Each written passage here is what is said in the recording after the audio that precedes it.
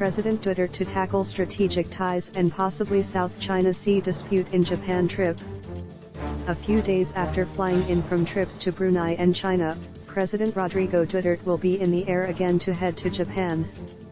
In a press statement, the Presidential Communications Office, PCO, said Duterte will be in Japan from October 25 to 27 to meet Prime Minister Shinzo Abe and several business leaders, not only to bolster diplomatic and economic ties, but also to possibly tackle issues in the South China Sea.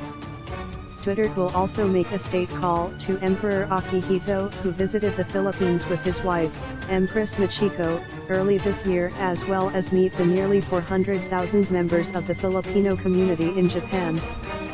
While the Philippines claims exclusive sovereign rights over the West Philippine Sea, Japan is contesting territorial claims against China in the East China Sea islands. Duterte's visit comes after he had announced to Chinese leaders this week of his intention to separate from the United States, a close ally of Japan, and to align himself with China and Russia.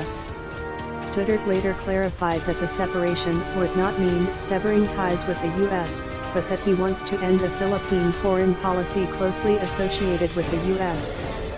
The president also said his bilateral talks with China on the sea dispute could develop to include more parties. Duterte is also planning to visit the Japan Marine United Corporation, which is making vessels for the Philippine Coast Guard.